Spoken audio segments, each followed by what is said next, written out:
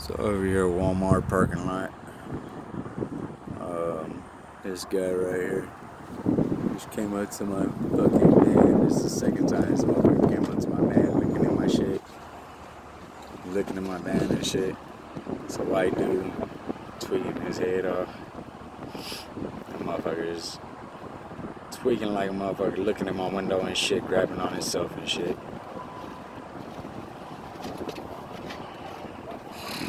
I said, what the fuck you looking at my window for? You keep going by looking at my motherfucking window, man. What's up? And he's like, I just want to know what's going on around here.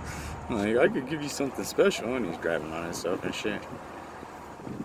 Like, fucking weird ass people out here. And mostly truck drivers. Those are the weirdest ones.